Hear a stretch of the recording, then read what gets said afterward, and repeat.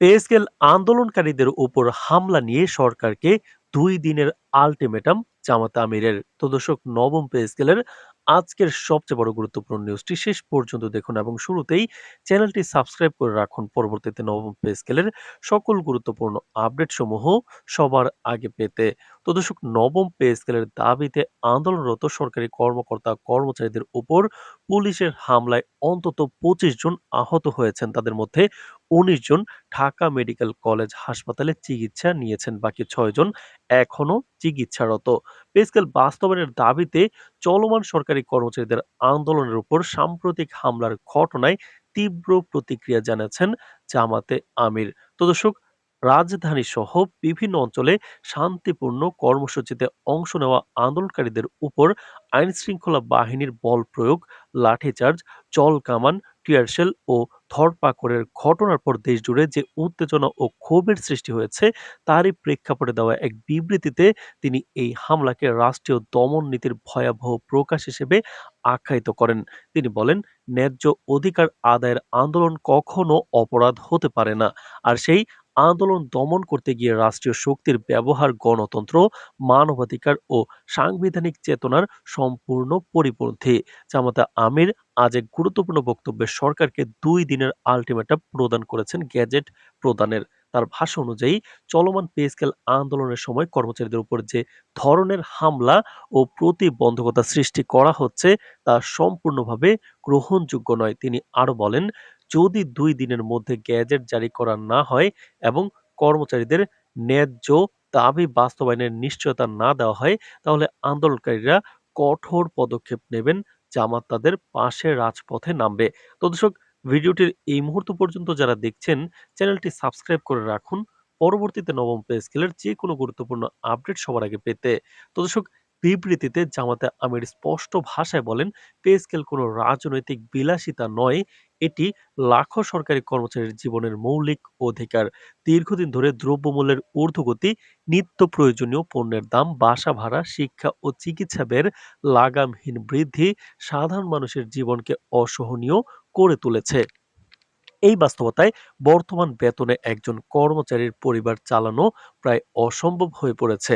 এমন পরিস্থিতিতে কর্মচারীরা যখন শান্তিপূর্ণভাবে রাস্তায় নেমে তাদের ন্যায্য দাবি তুলে ধরছে, তখন তাদের উপর হামলা চালানো রাষ্ট্রের দায়িত্বশীলতার চরম ব্যর্থতা এবং জনগণের সঙ্গে রাষ্ট্রের দূরত্ব বাড়িয়ে দেওয়ার একটি বিপজ্জনক পথ বলেও জামাতা আমির মনে করেন।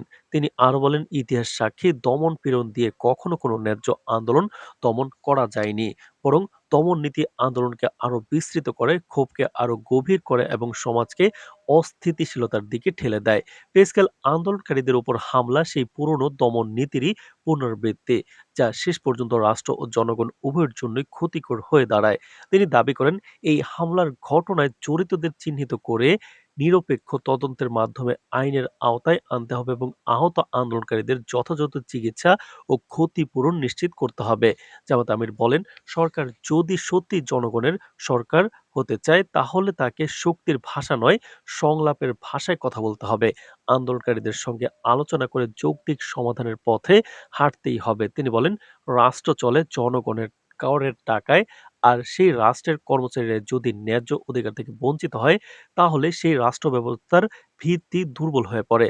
পে স্কেল সংকট আজ শুধু একটি অর্থনৈতিক ইস্যু নয়, এটি একটি সামাজিক ন্যায় বিচার, মর্যাদা ও মানবিক অধিকারের প্রশ্নে পরিণত হয়েছে বলেও মন্তব্য করেন তিনি। তো দর্শক, ভিডিওটির এই মুহূর্ত পর্যন্ত যারা দেখছেন, চ্যানেলটি সাবস্ক্রাইব করে রাখুন পরবর্তীতে নবম পে স্কেলের সকল আপডেট সবার আগে পেতে।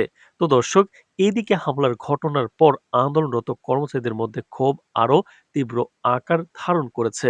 বিভিন্ন কর্মচারী সংগঠনের নেতারা জানিয়েছেন, দমন পীড়ন চালিয়ে আন্দোলন থামানো যাবে না, বরং এতে আন্দোলনের পরিধি আরো বিস্তৃত হবে। তারা বলছেন, পে স্কেল গ্যাজেট আকারে প্রকাশ না হওয়া পর্যন্ত আন্দোলন চলবে এবং প্রয়োজনে আরো কঠোর কর্মসূচির দিকে যেতে বাধ্য হবেন তারা। আন্দোলনকারীদের মতে বর্তমান বেতনে পরিবার চালানো অসম্ভব হয়ে পড়েছে। সন্তানদের পড়াশোনা, চিকিৎসা ও বাসস্থানের ব্যয় বহন করা ক্রমেই দুর্বিষহ হয়ে উঠেছে। অথচ সরকার বারবার আশ্বাস দিলেও বাস্তব কোনো সিদ্ধান্ত আসছে না। রাজনৈতিক অঙ্গনেও এই ইস্যু নতুন করে আলোচনার কেন্দ্রবিন্দুতে পরিণত হয়েছে। রাজনৈতিক বিশ্লেষকদের মতে পে স্কেল আন্দোলন এখন কেবল একটি প্রশাসনিক দাবি নয়, এটি একটি বৃহত্তর সামাজিক আন্দোলনের রূপ নিচ্ছে। কর্মচারীদের উপর হামলার মতো ঘটনা এই আন্দোলনকে আরো বেশি জনসমর্থন দিচ্ছে এবং সরকারের জন্য পরিস্থিতি নিয়ন্ত্রণ করা দিন দিন কঠিন হয়ে উঠেছে। জামাত আমিরের বক্তব্য এই ইস্যুকে রাজনৈতিকভাবে আরো গুরুত্বপূর্ণ করে তুলেছে এবং বিষয়টিকে জাতীয় রাজনীতির কেন্দ্রীয় আলোচনায় নিয়ে এসেছে। বিশ্লেষকদের মতে সরকার যদি এই সংকটকে কেবল আইন শৃঙ্খলার সমস্যা হিসেবে দেখে এবং দমন নীতির মাধ্যমে সমাধান করতে চায়, তাহলে পরিস্থিতি আরো জটিল হবে। বিপরীতে যদি সরকার বাস্তবতা স্বীকার করে সংলাপের পথে যায়, কর্মচারীদের ন্যায্য দাবিকে স্বীকৃতি দেয় এবং একটি গ্রহণযোগ্য সমাধানের রূপরেখা দেয়, তাহলে কেবল এই সংকট থেকে বেরিয়ে আসা সম্ভব হবে। অন্যথায় পে স্কেল আন্দোলন দীর্ঘস্থায়ী রূপ নিতে পারে এবং তা সামাজিক, নির্বাচন এবং রাজনৈতিক ও প্রশাসনিক অস্থিরতার কারণ হয়ে দাঁড়াতে পারে। নবম পে স্কেল বাস্তবায়নের দাবিতে শুক্রবার সরকারি কর্মকর্তা কর্মচারীরা প্রধান উপদেষ্টার বাসভবন যমুনার সামনে বিক্ষোভ করেন। তাদের ছত্রভঙ্গ করতে লাঠিচার্জ, টিয়ার শেল, সাউন্ড গ্রেনেড নিক্ষেপ করে পুলিশ। তো দর্শক, এছাড়াও কিন্তু সব মিলিয়ে পে স্কেল আন্দোলনকারীদের উপর হামলার ঘটনা শুধু একটি বিচ্ছিন্ন সহিংসতা নয়, এটি রাষ্ট্র ও জনগণের সম্পর্কের গভীর সংকটের প্রতিফলন। জামাতে আমিরের কঠোর বক্তব্য সেই সংকটকে আরো স্পষ্ট করে তুলেছে। তো দর্শক, নবম পে স্কেল এবং মহার্ঘ ভাতার যে কোনো গুরুত্বপূর্ণ আপডেট পেতে চ্যানেলটি সাবস্ক্রাইব করে রাখুন। আজ এ পর্যন্তই। ধন্যবাদ।